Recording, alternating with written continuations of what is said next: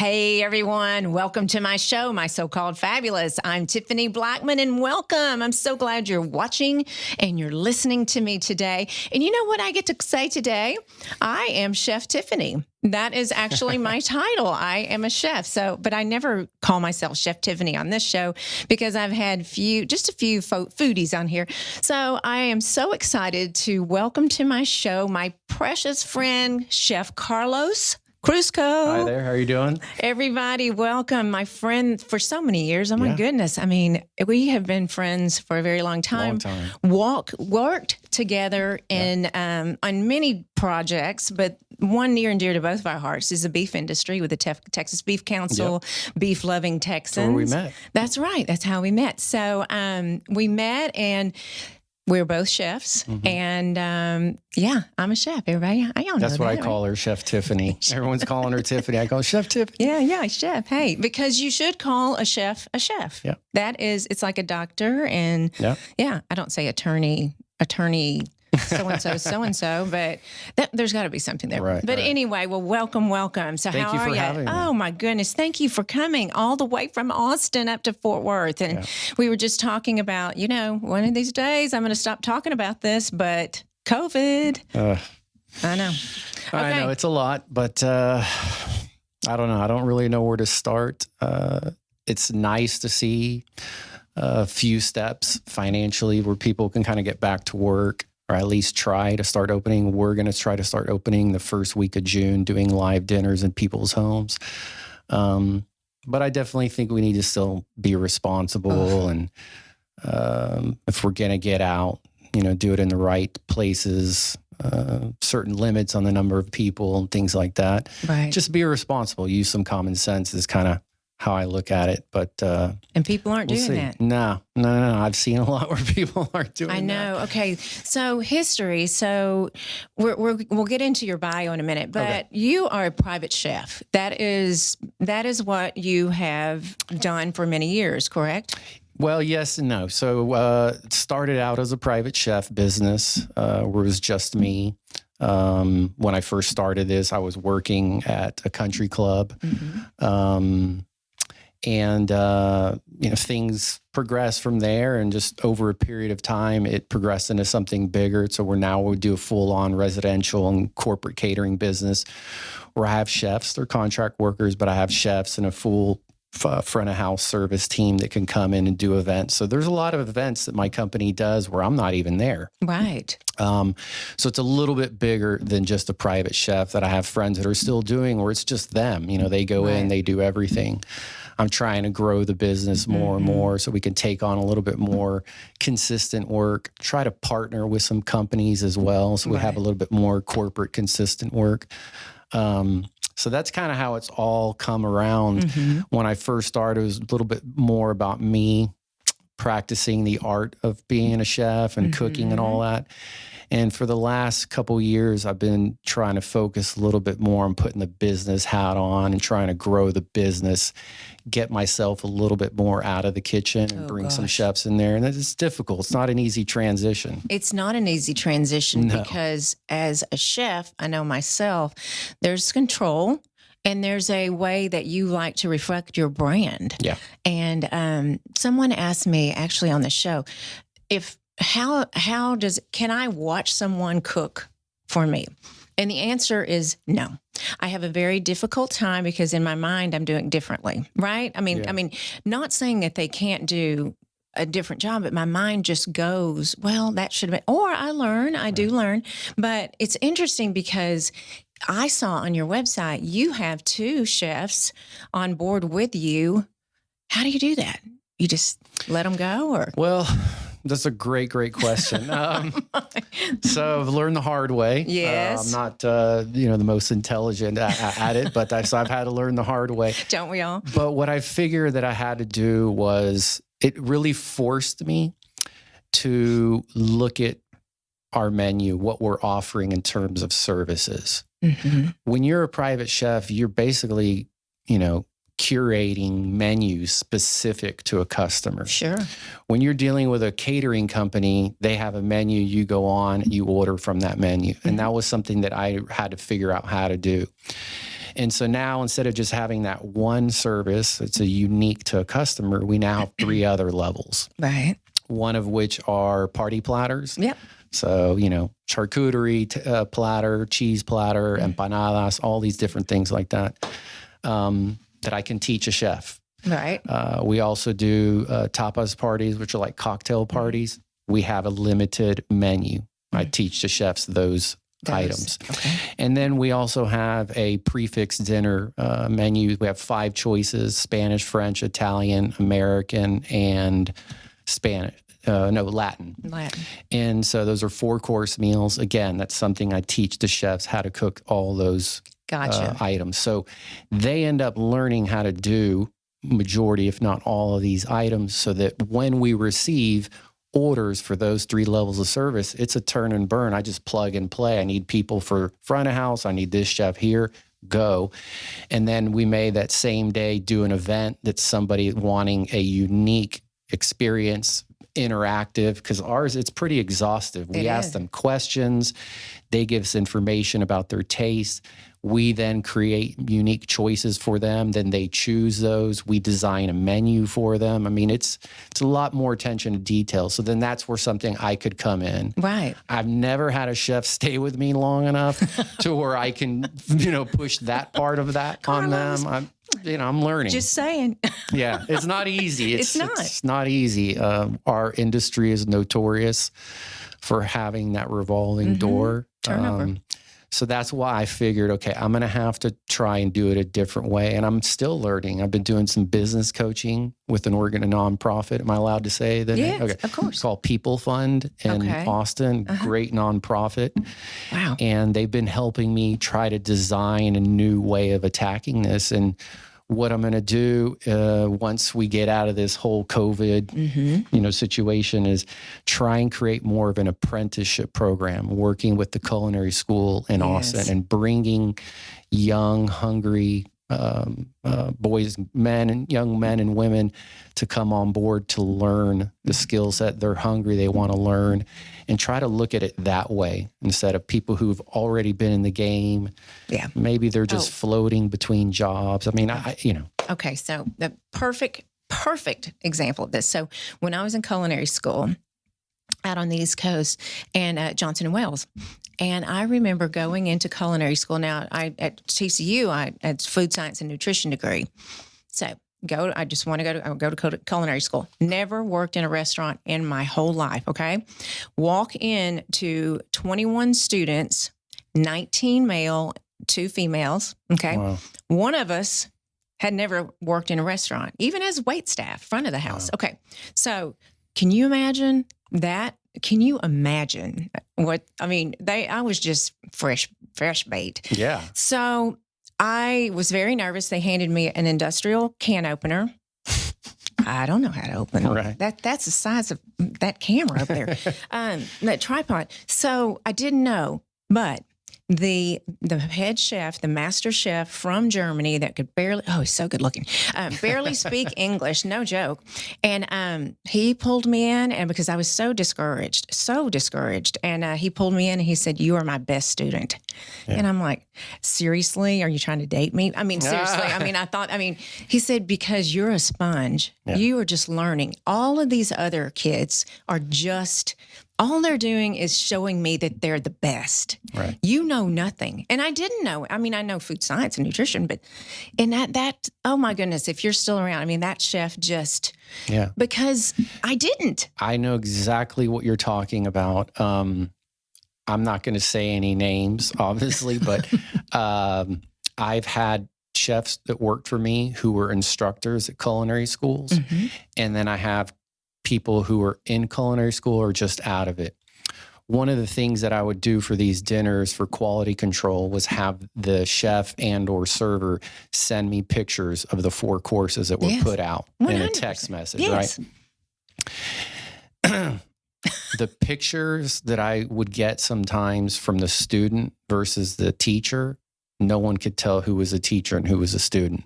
And all that comes down to is passion. Mm-hmm. I cannot teach someone passion. No. I can teach you the plating. I can teach you how to set up. I can teach you these menu items, these dishes, my philosophy on food. I can teach you all of those things. But if you don't have the passion to come in here and feel like what you're putting on a plate is representing you and the company you're working for, No, you can't teach passion. And you've been around this industry for a while. I'm sure you've seen, and there's a lot of chefs that are they've lost that. Yeah. And there's a lot of ego in our industry. Yeah, that too. Yeah. And there's that. It's interesting you say that because we get a lot of servers that are working at restaurants in Austin or for other food industry places. And one of the comments that I've received quite often from them after they come and work one night, they're like, even some of the chefs too, and they're like, "You're so nice. You're so calm. Like we're accustomed to being yelled at, yes, being treated poorly. Shamed. So it's unfortunate. Yeah. I mean, and working in the beef industry with Linda Beebe and that whole group, the number of chefs that I've met, I've been, I'm not going to act like you're a rock star because I met Julia Child and I fell to my feet when, meeting her at a culinary conference, and she's towering over me and she was so precious and so lovely and humble. Yeah. Oh, humble. Oh my goodness. Then I meet chefs, and I love you all chefs, but come on, we're all put our pants on the same way. But anyway, just like you and our chefs, and, sometimes I think I get a little fussy at restaurants when, it's not exactly like I would expect it to be. Right. But I don't know. I guess because, my husband's like, well, go do it yourself. So it's tough, which brings me to where we are now. So you drove in from Austin today. I came in from Austin yesterday.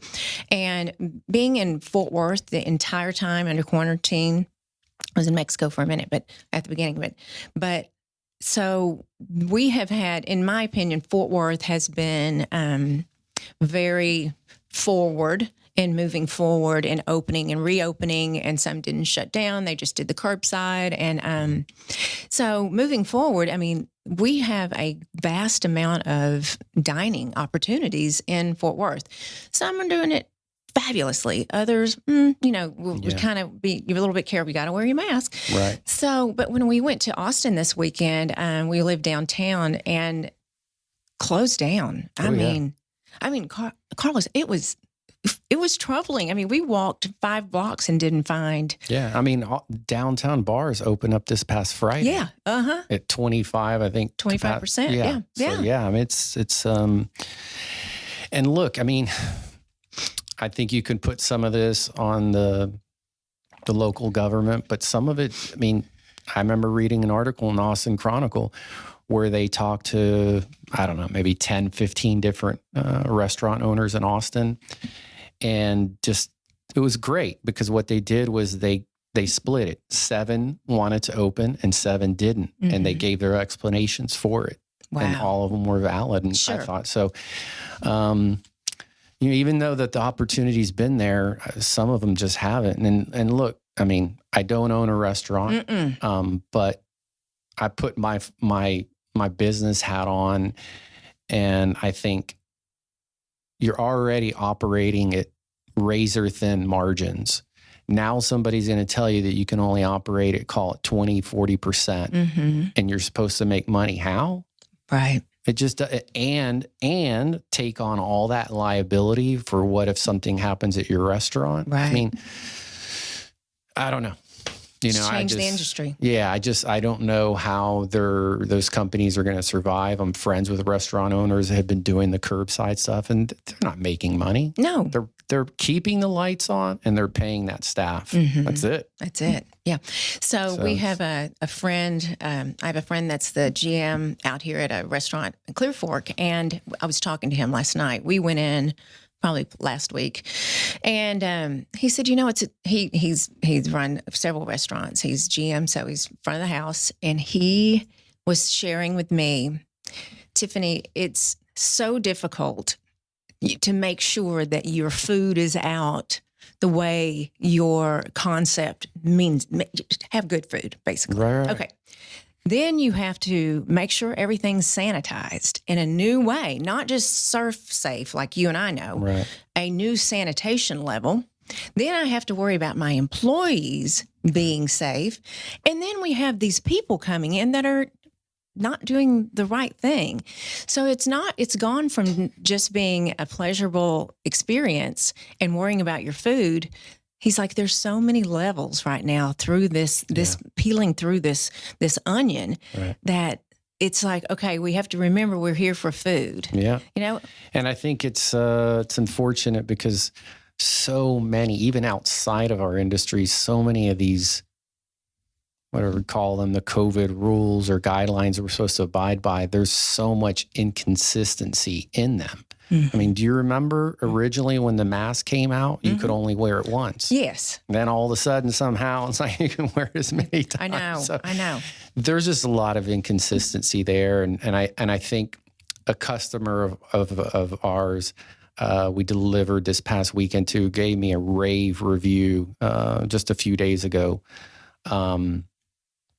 He basically said it. He goes, there's a lot of optics that are happening at restaurants where it's like, it's for show, but is it really doing anything? That's a questionable thing. Mm-hmm. And that's what, and that whole optics, like you're saying, it's making it hard for the restaurateur. And we're not even sure if it's really doing anything. Yeah. Yeah. And how do we know in such a short period? Right. It seemed like forever for us. But. So I've actually kind of been using that to my advantage. And he actually set it up for me. He was like, instead of going out, bring the dinner experience to your house, hire Chef Crusco Catering. Absolutely. I mean, I'm not even sure we've discussed this before. This was not planned. Mm-hmm. You know what my tagline is for my business? The best table in town, your home. I love that. That is, and it's true. Yeah. It's true. It really is. I mean, before any of this, it is, because you've got, when do you go to a restaurant and you get your own chef? Mm-hmm. Never. When do you get your own server just taking care of your table? Right. Rarely ever. Right. Yeah. You get to drink all your own vino. Right. And stay as long as you want. That's good. Yeah. You're not going to get charged 300% for. Yes. You can have as much of it as you want. Right. Yeah. I have to experience. agree with you. Okay. So I know this from experience because my precious friend has done home, and he knows that I just can't watch. I can't watch because it's difficult. It's difficult for me because I want to get in there and do it. And he did Kennedy's prom, her junior year. Oh my goodness! So that was a beautiful party. It was a beautiful you did a party. Great job. Oh well, thank you. You did. But okay, so you did the prom for her, and it was fabulous. We had I'm trying to think. Was that the year that it rained so? Mm-hmm. Okay, exactly. So I'm get this right. So this was her junior year. We had about 25 beautiful outside on our backyard in that backyard. I had everything beautiful. Pouring rain. Yeah, I remember. Pouring rain. My husband and Kennedy's dad is holding up. No, wait, sheets of plastic. We had them come in. Yeah. But you know what? The food was killer. It was fabulous. We did beef tenderloin, I believe. We did some molten lava cakes. Mm-hmm. We did some little kind of like, what do you call it? Like a cheese little sandwich bites. Yes. Like melted cheese little sandwich bites. Dipped it in tomato soup. Yeah. Grilled cheese sandwich bite. Yeah, exactly. Yes. So did all this for these juniors and seniors, and it was all dressed up. I mean, that was great. It was a great time. Yeah. So we have done this together, and he knows that but then they all leave, and the parents stay, and it's a drunk fest. It was a house party. Yeah, it was definitely a house party. So he had we didn't have a lot of leftovers, but yes, we all consumed those. But it was taking this concept to the home is amazing, and I wonder if that's where we may be headed. I mean, I'm not sure, but I think for the time being, that's going to be something that I'm going to really try to leverage and use to our advantage. Hopefully, just not necessarily. I want people to go to restaurants. I'm not trying to stop that, but no. I think if more people had a chance to experience that in their own home or at a friend's home, they might be more inclined in the future to say, you know what, sure, I could go out in this restaurant and do this, but that was such a great experience. Let's do something like that at our house. Exactly. I know. So, yeah. So we'll see. I know. Hopefully. So have you ever wanted a restaurant? No. No. I have friends that have had restaurants growing up. The amount of work and attention that it's like a living, breathing thing. And if you're not going to be there on a daily basis for 12 to 16 hours a day, it's going to be very difficult to make it. Oh my goodness. Very difficult to make it. It's when Greg met me, he was just all about, don't you want a restaurant? Isn't that the pie in the sky? And I said, not for me. Please don't ever make me do that. And I bless our friends that are in this industry and that are doing it, because the stress right now. And we went to, we adore Bartlett's in Austin. Mm-hmm. And Michael Beveridge, which is the GM, and he is unbelievable. I mean, didn't miss a beat. I mean, they were on top of it, but he is there all the time. Right. I don't think I ever go in there that he's not been there. Yeah, and I just think that look, everybody wants to get into it for different reasons, and sometimes those reasons aren't the right ones, and that's why the failure rate's so high. But if you're interested in making money, there's way better ways in the food industry to make money than have a restaurant. Absolutely.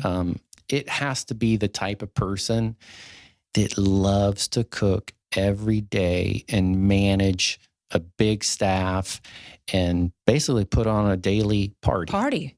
You're getting up to party. That's what you got to do every single day. And if you don't have that in you and it hasn't been kind of part of your family history, like I'm good friends with the Mandolas in Houston, Raging Cajun. That's just been part of his family since a kid. I've known him since I was 5. I mean, that's just who he is. So all he knows. He does that, and that just comes off naturally. It's not like that for everybody. You have to have that to have some measure of success. However, I would say, the idea of maybe entertaining something like a morning lunch place, small, limited number of people, where you could have a pastry chef knocking out some pastry stuff, and then maybe doing like a daily lunch thing.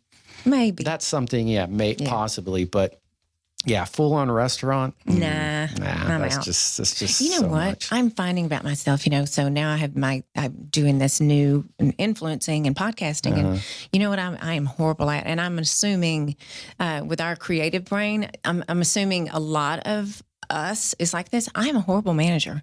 Horrible. I'm not good. I'm not good at managing people. So can you imagine a restaurant? Oh my gosh. And look, I think in any capacity, in any industry, that's, one of the more difficult things. A friend of mine who I consider very intelligent, has a lot of skill sets, used to manage some bars and restaurants in downtown Austin. And he always would tell me, the hardest thing in the world is managing people. He used to call them children, but it's people. It's not an easy thing. And babysitting and all the emotions. So, and how to talk to one versus the other. And So answer this question for me, because since we've been, since we're reopening, and I want to support my friends 1,000%, always. So we go to different eateries, restaurants, and I have noticed, I'm trying to determine why. I've noticed a lot of aggressive, not, when you have a wait staff, you should, aren't you depending on your tip? A little bit. So I just noticed that not all of them, now don't get me wrong, but a percentage of that I would say is a lot higher than it was. Angry, and you mentioned before the show, are they scared? I would be, are they fear? Is this fear driven? But I want to go, aren't you happy to be back to work? Aren't you, but just not, and I'm saying, this is wait staff. I'll be honest, I've only been to one place in Austin since all this has occurred. And I didn't experience anything like that. However, and I won't get into all the details, and I definitely won't say the name of the hotel. Right. Because I don't want to get us in trouble. Right.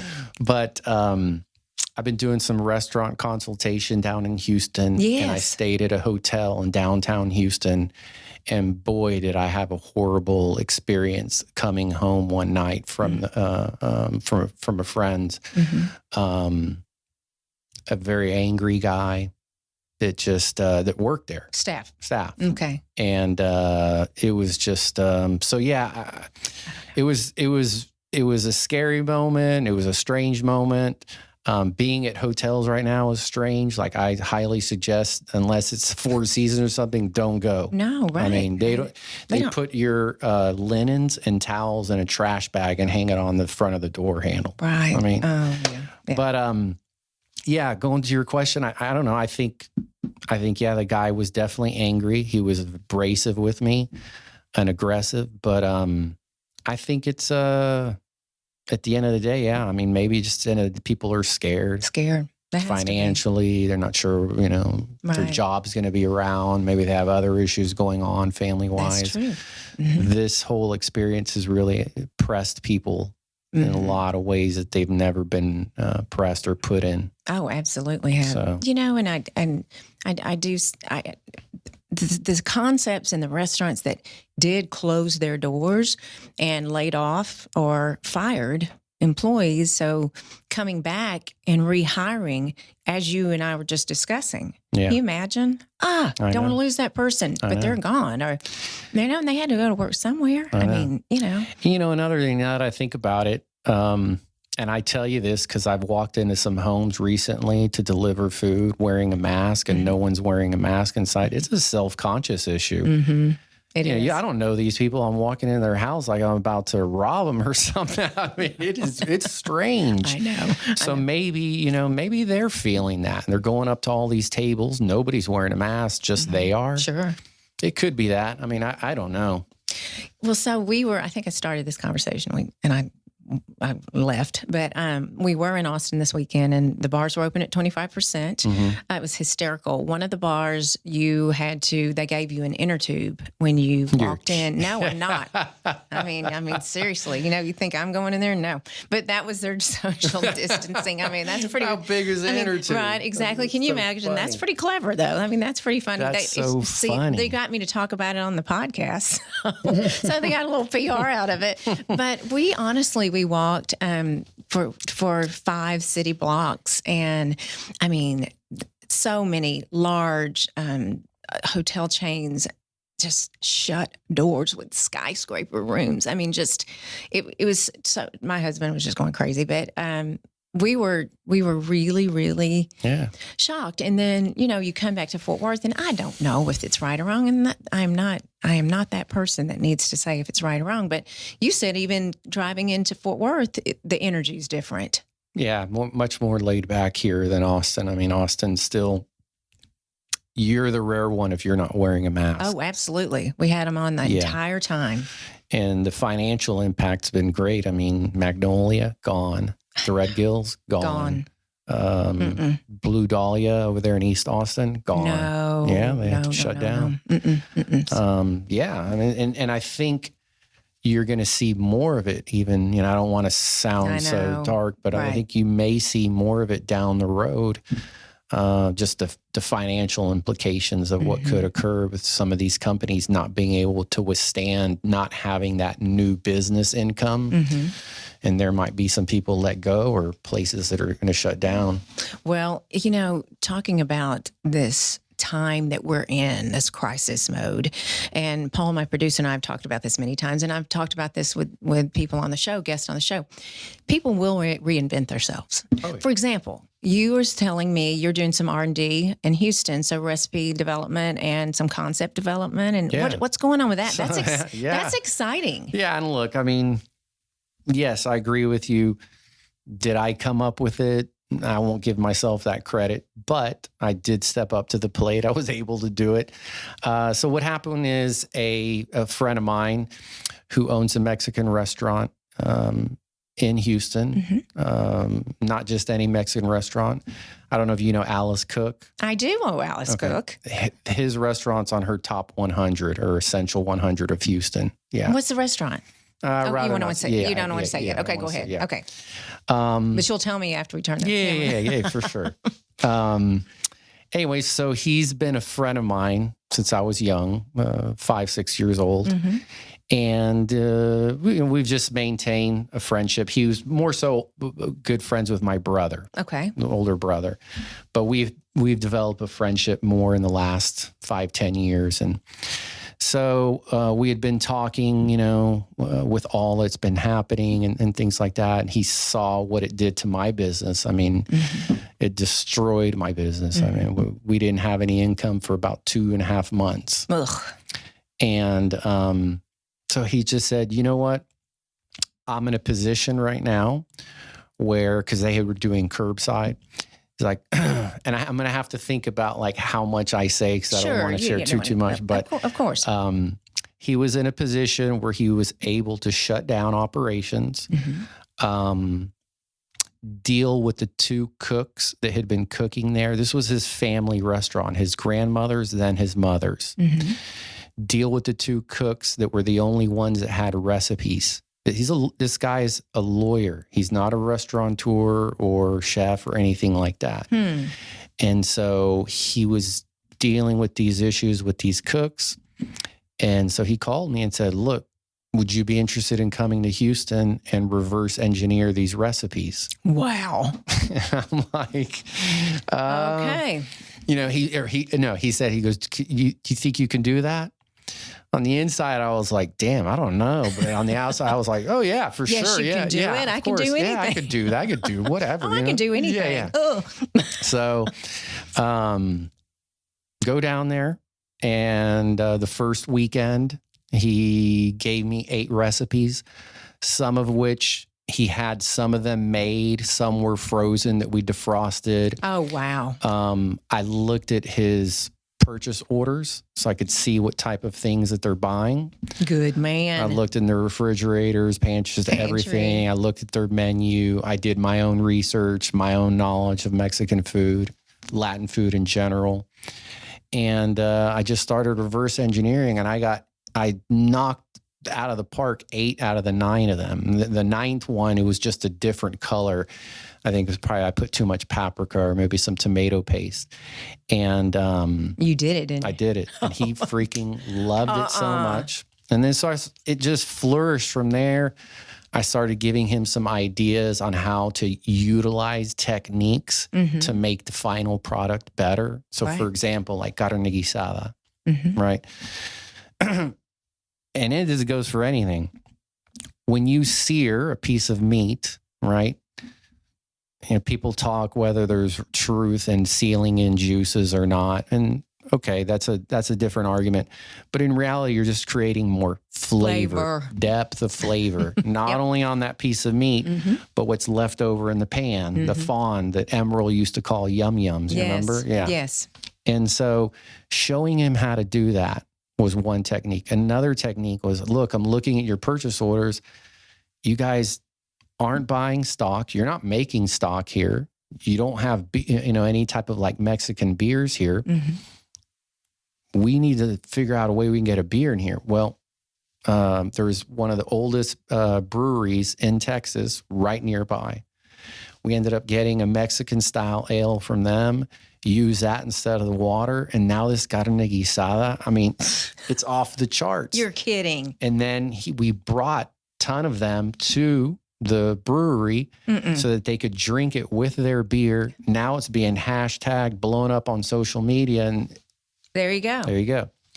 So showing him that, I've been showing him a few organizational things that can be done in terms of operations, cleaning, systems, quality control and quantity control. I mean, people don't know how much a little thing like an egg can be a big difference when you're, going through 50 dozens a day. Yes. So just talking to him about different things like that to try to help him see, because poor guy, I mean, he didn't get into this. He got into this because his mother passed away and now he's stepping in. Wow. And so, and not a chef. No, not a restaurateur. So he doesn't have that background of knowing what are the little things that can be done here or there to make it better. Right. And so it was great for me because it did a lot of things for me. It got me out of Austin where I was going nuts. You know, I'm alone. I'm single. So I wasn't social distancing. I was social almost isolating. You're isolating. I was like, I needed to get out. So it was good for me for that. It was good to be around a friend. And it gave me an opportunity to share with someone, a childhood friend. He's like a brother to me, a skill set that my father taught me. And it's crazy because my father and his mom both did their masters together at St. Mary's. Oh, wow. Yeah. And so, and his mom, that's a whole other story. Like, you want to talk about a powerful, amazing woman. His mom, she's the only Hispanic woman in all of the Houston Independent School District that has a name named after, a school named after. Oh, wow. Yeah. Oh, she's iconic then. Yeah, she's big. So, oh, my goodness. You know, having that opportunity to help him and then him help me during a difficult time with my business, I mean, it was perfect. It's a no-brainer. It was a no-brainer. It ended up being great, and I ended up going back, I think, another 4 or 5 weekends. Wow. So that's so great. And just taking your skill set and pushing it out further. But I know that feeling. Can you do it? Yeah, I can do it. Yeah, exactly. Yeah. Yeah. Okay. Sure. But researching, looking at things. And so, yeah, it was a lot of fun. It was a great experience. It was eye-opening too, to watch just how Houston was too. And even the drives there. I mean, it was like I was living in, you know, Mad Max. It was just crazy. Crazy. I mean, normally I'd see whatever, tens of thousands of cars between here and Houston. I mean, I could see maybe a couple hundred when I was driving, because this was like late March, early April when I started doing this. Oh yeah, I remember you telling me that. That's good for you. So it was great. You know, so when you're talking about flavors, and so you and I were texting over the weekend, I think. So I have a client that I work with that needed me to, you talk about re-engineer a recipe. I shared it with you. So they presented me with the recipe, and the recipe was not successful on their website, and they needed me to fix it. Right. And so when I reached out to you, you know, the first thing I saw, so I'm going to take my client out of this, but when I see a recipe, I know if it's good or bad. Right. I mean, there's just, you and I know, right? I don't know. The rest of y'all let me know on this. Tell me on YouTube, but leave a comment. But I know immediately, and I know the flavor profiling of beef so well because I taught flavor profiling forever and still do. But I knew when there were certain ingredients added and not added. You know, flavor you need for beef, you need umami, you need, fermentation, you need, you just need some flavor, you can sear it, but then you've got to have some more. So this recipe, I had to reach out to you. I'm like, I'm lost. I'm absolutely lost on. Yeah. And that's where, having friends like yourself and just going, have you tried this? But I showed you the recipe and you're like, I'm sure you're like, what in the world are they doing here? You know what I mean? It would have been great for chicken. Right. Think about pork. Or pork, absolutely. So knowing recipes, and I know you and I have talked about this, you're not really keen on recipes. You're a technique guy. Am I right? Yes. So explain that to everyone. Yeah. So, I mean, going back to carne guisada, right? I can't say it that well. So, it's just the perfect example. Anytime you're going to do any type of cooking, right? So we're going to let's take, for example, in this case, the technique is searing, right? What is, people are like, well, I don't even know what searing is, right? We're going to dumb it down here, right? So what searing does is it creates the science part of it, a Maillard reaction, which is where the proteins that are naturally found on the outside of the meat, they start to caramelize. And that's why, like, when you go, like, people go out to restaurants and with them, and then they bring in that piece of chicken or fish, and it's that golden color, and they're like, man, I can't get this at home. Yes, you can. Yes, you can. Yes, you can. What kind of pan you using? Right. What kind of pan? How hot is it? Are you drying it? All these things, right? So my point is, if you learn the technique of searing, it doesn't matter whether you have some quail, some chicken, some fish, some beef, some pork, whatever it is, even vegetables. If you sear it, right, it's going to create flavor. And so that's, and that's when I start to think that's why I start to believe that it opens you up. It gives you more freedom than a recipe. So for example, if I taught someone how to make carne guisada, and that's all they knew, but instead now I said, I'm going to teach you a technique called searing and braising. So for those that don't know, braising is when you cook something in a liquid for a long period of time on a low heat, right? That's right. So if I teach two people how to do those techniques, okay, maybe, and they're done in the same recipe, but I tell them, oh, you can do this with chicken, quail, and like 20 different varieties of vegetables. You can do this with pork and all those spices that you like. You can do this with a big fish, you know, a heartier fish. Sure. You could do this with all kinds of different proteins. You can even do it with some of the vegetables. Right. Now you've opened them up. You've given them freedom to say, I like this fat. I like these spices. I like these vegetables. So I'm going to try it out and see how to use them. And now they have the opportunity to make hundreds, if not thousands of recipes versus just learning that one recipe. Right. Because cooking so much is about freedom, expressing who you are, maybe where you come from. Right. And that's what I love. Right. You know, I develop recipes for numerous companies, and I have my entire career. So I have my recipes, right? Yeah. My recipes. So right now I need to get my recipes on my website. My recipes are in my head. You know what I'm saying? Yeah. They're in my head. My mama's recipes are in my head. Yeah. You know, so that's the difficult, and your website is so beautiful. Do you do your own photography, or you have a... No, Alex Parker.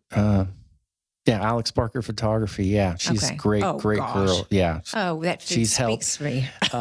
And so I can't remember her name right now, but she was the one who did some of my original pictures on my original website. I'll have to let you know her name. Okay. Hey, I'm gonna. Those of you that are watching and listening right now, I want you to go to Chef Carlos's website. It's chefcarloscrusco.com, and it's chefcrusco.com. Okay, so spell it. CRUS like in Sam, CO. Yeah. So chefcrusco.com. Yeah. Go there. Go to the lemon curd recipe. To die for, one of my very favorite. I mean, everything's on there. So just a wealth of fabulous recipes. But I'm not good at writing I write everybody else's recipes, but mine. It's just I've taken the time during COVID to really try to put everything together, and it's just tough. You know what I mean? It's very, very difficult. I mean, when I'm writing these recipes, you know, unless it's something to do with baking and things like that are going to require a specific amount of something. What I always tell myself when writing recipes is, you know, for example, when putting in seasoning of like salt and pepper, for example, I always like to put to taste. Yes. But you have to explain that to the beginner. Right. What does that mean to taste? So, and I also tell people when I'm teaching people, look over the entire recipe once. Not to memorize it, but just to kind of get an idea in general what this is going to be. But then you have to start to learn to use your intuition or experience that you may have or not, to learn how to pivot, to learn how to listen, right? And every time you're learning, you know, how to do a new technique, you're going to be picking up little tips of the trade along the way.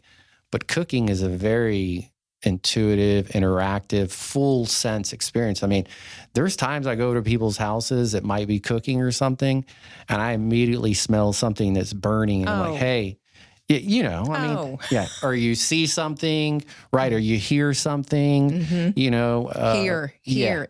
Yeah. And so people don't realize like it is all encompassing, and you have to be able to dial into that to know how to like react to it. That's funny you say that. The other day, Kennedy was in the kitchen and she was cooking something. I'm in my bedroom and I scream at her, "Hey, something's burning in there." And she goes, "How do you know?" I went, "I can smell it. I can definitely smell it." And my dad was so amazing like that. We used to go into restaurants. He'd walk in 30 seconds, he'd look at me and my brother and be like, "Yep. Nope, not we're out of here." And then we walk into like a really nice place and he'd be like, "It smells we're something." here. Yeah. I know. Okay. So tell me about your heritage. You're not a mutt, but you no, kind of. Yeah. Yes. I mean, so interesting. And of course the flavor from your heritage. Oh my goodness. Yes. I was born here in the States, but the first, 5 or 6 years, we spent a lot of time in Argentina, which is where we're from. Rosario, Argentina. I don't know. I'm sure most people that might be listening to this will know who Lionel Messi is. So Messi grew up in the same neighborhood that I did, El Saladillo neighborhood. In fact, I found out his address. It was like not even a minute or two from my grandmother and my aunt's house, and they all lived on the same street. And so that's where we're from. All my family still lives there. And so it wasn't just being from Argentina. Then it was, well, what came before that? And what came before that was on my mom's side was the Spanish heritage. So her grandparents, which would have been my great-grandparents, were from Spain. I want to say Granada. Okay. And then my grandfather, my dad's dad, was from Calabria, from southern Italy. Oh, my stars. So, I mean, look at that. You can imagine like the food that I was lucky enough growing up to eat and be around. Oh. Like when I left the house, I just thought everyone's eating like this. Yeah. No. And it was like, no, people are not. No. And so, and my mother was an incredible cook. She's the one who taught me how to make gnocchis. She's the one who taught me how to make empanadas. She's the one who taught me how to make a lot of daily types of meals from Argentina. My father was a master gourmet. I mean, this guy, he was incredible. He changed my life in terms of thinking about food. I'll never forget a quick story. We would always have dinner parties, Friday, Saturday nights. I'd come home from school. I was 8, 9, 10. And all these important people would come over and stuff, or friends of his, business people, doctors, lawyers, whatever. They'd bring really, really nice bottles of wine. So anyways, I came home from school one day. I was like, what are we having? And my dad said fish. I wasn't into seafood that much at that point. He goes, trust me, you're going to like it. All of a sudden brought to the table is an entire fish en croûte, which en croûte means encased in puff pastry. He didn't just encase it. Then he went and designed the eyes, the gills, the dorsal fin, the tail. The whole thing was covered with this like bechamel, creamy leek sauce. And I tasted that and I was like, what the can you say the F word? I don't know. Like, He'll bleep it out. What is this? Right. Because this is out of this world. So he did things like that. He also, speaking of dinner in homes, and when I was a senior in high school, we had a dance. Everybody's like steakhouse, Italian, whatever.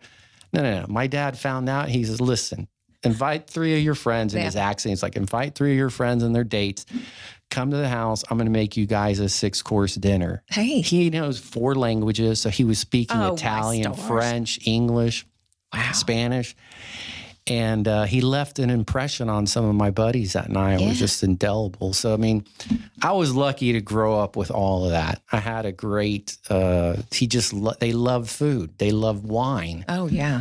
Absolutely. So that gave me a foundation unlike any other. Well, you, like myself, grew up Catholic, so That's there it, you there. yeah. Then there's that. Yeah. I mean, I knew how to control that wine. So, but you were talking about dinner parties. So my mother, she was a fabulous cook. She was not a chef. She wasn't trained, but came from a long line of my great grandmother couldn't speak a word of English. She was French. Okay. In Louisiana, and had recipes, and in the war would trade bowls of gumbo for linens, and I mean, because they were hungry, and she would feed the soldiers and Navy, and so that was mine. But so mother was an amazing cook. But I remember when I was little, probably 4 or 5 years old, and they would have these Friday or Saturday night dinner parties. Mom had the big bell bottoms on, and I'd sneak in underneath the table, and there was a tablecloth, and I'd just watch and gaze at these people in the beautiful clothes. And I mean, we didn't have a lot of money, but it was fondue party. Oh, fondue party. And I would watch the wine be poured in. I think that's what got me thinking, and Mom, I mean, just these elaborate things she would cook, and that, I mean, again, on a budget, but just these beautiful, beautiful memories. What is your blog is, I think, stories from the kitchen. Oh, yeah. So do you have what is your first food memory? That could be for both of us too. What we just talked about. I mean, that was probably one of them, but one even earlier than that was just, I remember making pancakes and French toast with my dad in the kitchen. And I was so small that I wanted to be up so I could see, what was happening, where he'd show me, how to look on the edges, knowing when it's ready to be turned. And I was so young, I couldn't see that. So he would pull up a chair and I'd get up on that chair. That was one, but I think others were with my grandmother in Rosario. I remember just being at her porch in the backyard, and she'd come out and she would ask me if I wanted gnocchis. This is like, weekday and late afternoon, early Friday. Evening. Yeah, it wasn't anything like super special. And I would be playing soccer for hours. And I was like, yeah, in Spanish, obviously. And I mean, literally within an hour, she would have gnocchis and tomato sauce ready for me. And those were, very special memories. Another one that didn't have to do with someone cooking for me in terms of my family was something I got to experience actually the first week of March. I went skiing. I go skiing every year. I'm a big snow skier. I've been skiing since I was 5. And we grew up going skiing in Taos, New Mexico. And we would stay at this place called the Hotel St. Bernard. And there was a guy there that ran the place named Jean Meyer, this Austrian French guy who was, these people, they were just incredible. These people would knock out like 100 to 150 souffles at 10,000 feet. People don't realize how difficult that is. Oh my gosh. And so it was family style eating. And the place was like this beautiful, it just was like this Austrian woodsy, it had a certain smell because they had a fireplace in the middle, and and every time they would bring the food, because it was family style, it was my family of 4 with this other family, the Guerreros that we grew up with. They're like my brother and sister and father and mother. We were like our own table. So it's like we had our own table, but the food was done family style, and he would bring it to the table. And every time he'd bring it to the table, he'd be like, voila. Oh, yeah. And I mean, we ate, all kinds of amazing foods there. Like kings. And so I went in March. We didn't stay there. We stayed at a new hotel called the Blake, but it was right nearby the St. Bernard. And I went over there for dinner one night, and I'm not kidding you. I knew it was going to be nostalgic, but I walked in the back door, the smell of this place, it kind of got me emotional. I'm sure. It was so profound because we would go there all the time. It was incredible. Every lunch when you came in from skiing started with this warm consomme or warm soup. Oh gosh. Yeah. So. In and I teach this when I teach flavor classes. Food is memory. And Totally. I can, right now, if I think hard enough about my grandmother's, here it goes, lemon pie, I get, my palate starts, and I get a little teary, a little bit. But my memory is French descent and no English in the house. Sorry. And yeah. And so no.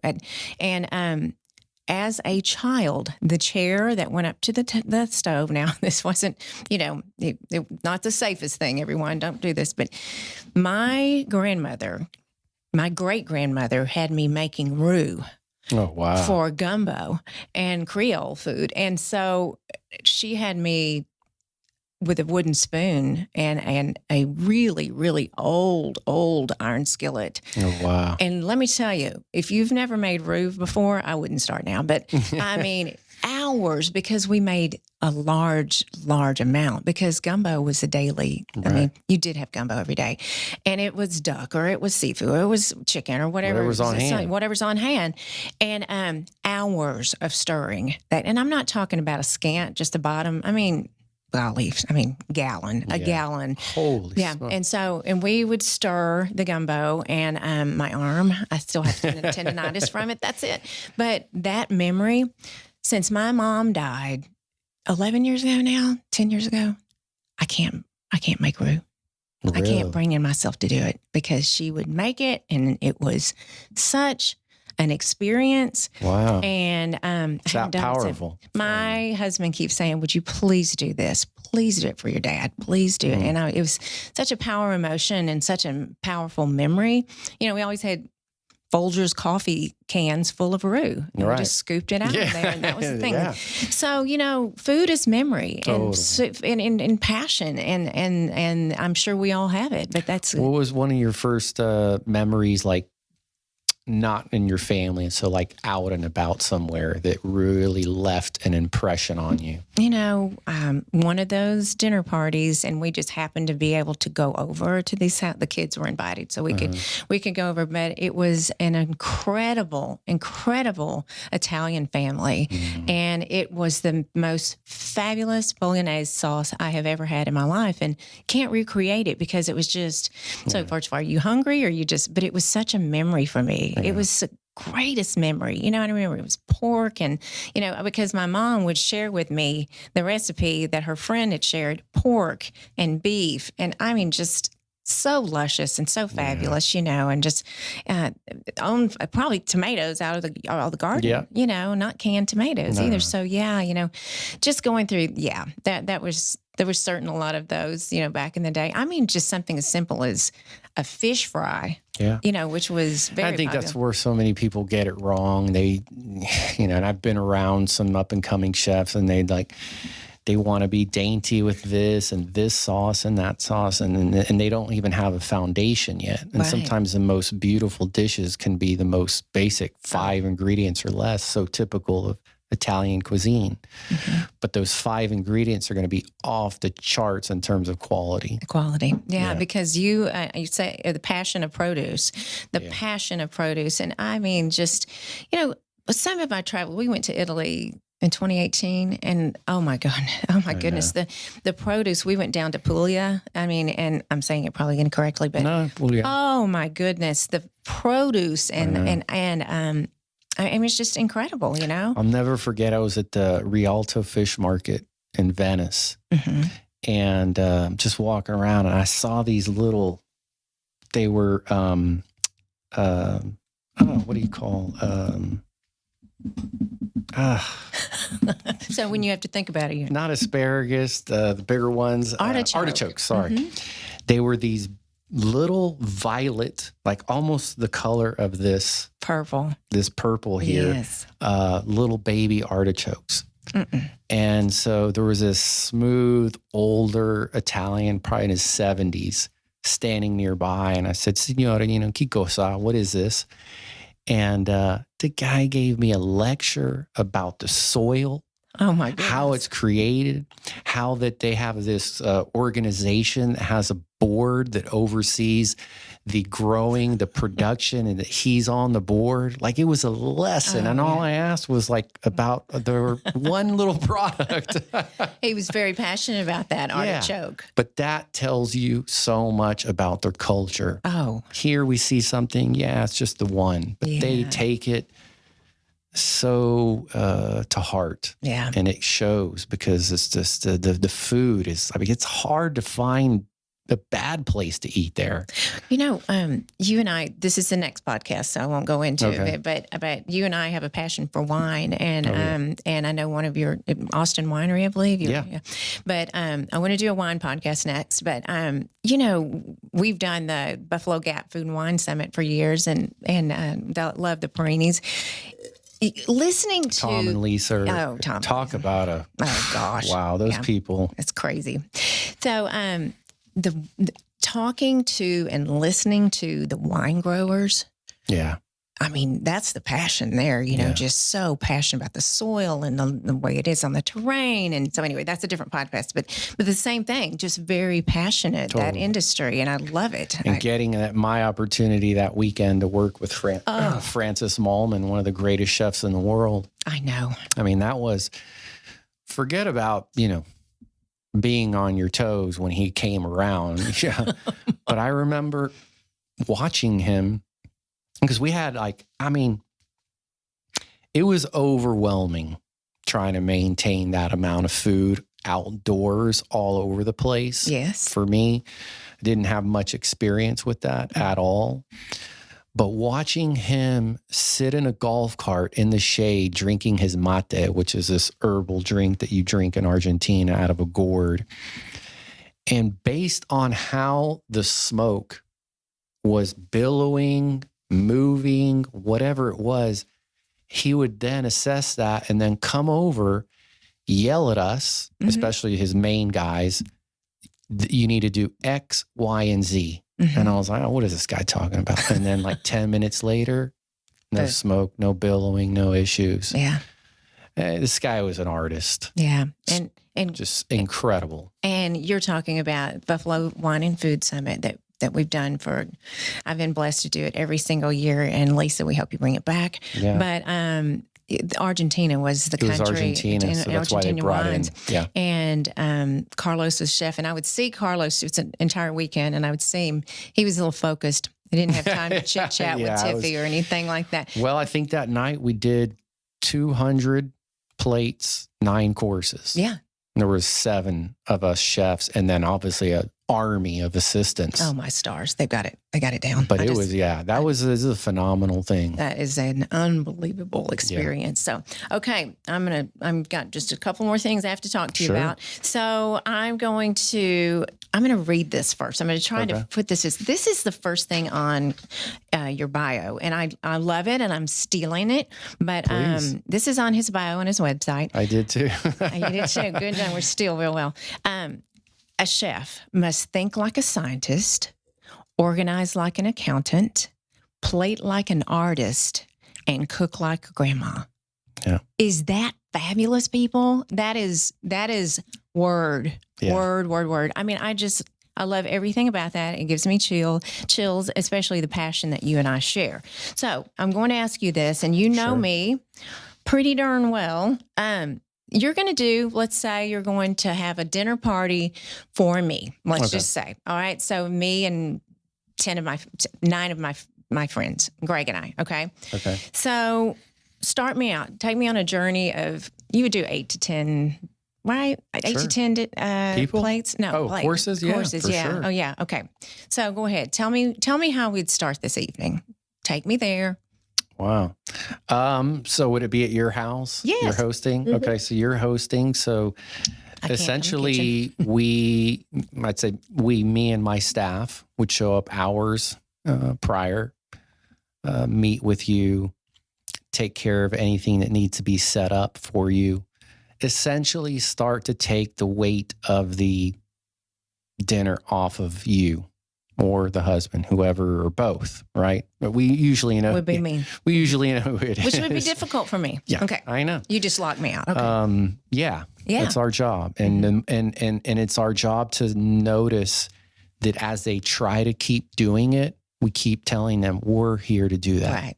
Please make us a list of the things that need to be done. And if we need to ask you for something, we'll come and get you. But we want you to relax. In fact, what do you want to drink? Yeah. So it starts from the moment we get in. Gives the chefs, myself, a chance to get in, get situated, get the kitchen organized how we need it to.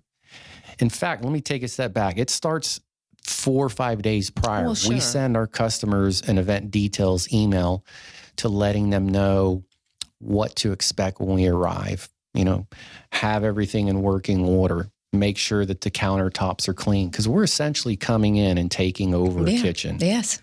So that's that. Then we start our prep work. We're getting things lined up, and then we start our cooking. And what we would do in your case is we would present 8 to 10 courses of, call them tapas style, small bites, appetizers, but they would all come out throughout the night as if you were sitting down to 8 to 10 courses. Gotcha. But instead of sitting down, you could be outside at the pool, you could be indoors, standing, sitting, talking, wherever you are, our staff would bring that food to you. Right. So you're still experiencing it on a level of like sitting down plate by plate, but in a little bit more of an informal setting. And yet you're still going to have the food as it was supposed to be delivered, hot, cold, medium, right? So you really get the full effect of it. As far as what it is, if that's what you're asking, I'd probably take you down a road of a combination of Italian, French, Spanish, and Argentine foods. I love to utilize lots of vegetables. I think vegetables are so... they're just not given the credit that they deserve. Right. They're just, you know, don't get me wrong. I love the meat, but vegetables, there's so much you can do from them, from eating them raw to, you know, searing them, roasting them, frying them, incorporating them into sauces. Right. So I would probably do something utilizing certain techniques and giving you flavors from those countries, but then also taking into account maybe some of the flavors that you like, which I would receive all that information beforehand. Right. But yeah, I would probably do something like that. Maybe some type of gnocchi, risotto, maybe croquetas from Spain, maybe a paella, maybe a small paella bite. You know, we've done like paella fritters. Oh, goodness. Like, are you kidding me? Probably something Argentine wise, maybe some empanadas. Empanada. Yeah. Okay, I'm trying to say it like you think. Empanadas, yeah. I mean, I probably would do stuff like that. And then I like to incorporate fruits and chocolates and things like that for desserts, lighter things, because you have to be aware when you start getting above 3 or 4 courses, you have to be very, very keen and aware on the amount of breads, frying, and heavier types of foods that you're using, because people just can't eat that much, right? No. And so like to use a lot of fruits and things like that, lighter things, sorbets. Yeah. So I'd probably do something like that. And then I also at some point would like to incorporate some wine into the dishes, maybe some liqueur into the dishes, right. And just take you guys on a little journey. I love it. Yeah. Love it, love it, love it. You know what? I think about you and I both have several friends that are pastry chefs. By the time you eat, you just feel so badly, because you talk about pastry chefs. They have to work. I mean, we all work hard, but they are so, I mean, just artistic and it's science. And the number of times where I've either, you know, going to a course meal and they're, I'm so full. Right. Great. Thank you. Exactly. Look here, honey. Just eat it. And again, I mean, that's why you really, like, there's times where we'll have a customer say, oh, I want to have this thing with bread and this thing that's fried and then this thing. And then they're thinking about the dessert. And I said, look, I'm on board with you about 80%, but I want you to think that most people may not be able to eat like you. And that by the time they get to that dessert, they're not going to be hungry. No. So, and then we can also do that too. We can try to minimize some of that also with portion control. I'm not a person that likes to serve like huge portions. Right. Yeah. Always, a friend of mine told me, always leave them with them wanting just a little bit more. Yeah. Just a little more. Yeah. I hear just you. A little bit more. Just a little more. So. Yeah.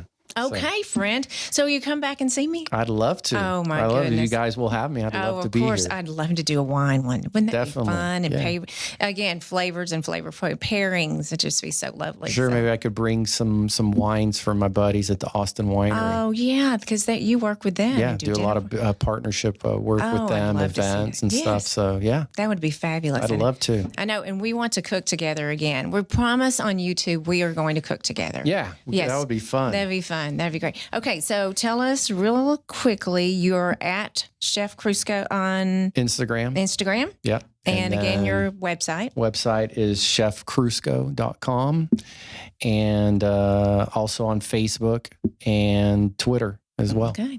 Well, and everyone, if you would do me a huge favor, if you would go and rate and review this podcast on YouTube. And I love hearing from you. And follow me at Tiffany C. Blackman on Instagram. And everyone, stay safe out there. Definitely. Have good food. Be passionate about that food. Enjoy your day, everyone. Thank you so much. Thank you for coming. Thank you. I appreciate it. It was fun. Take care, everybody. Have a great day.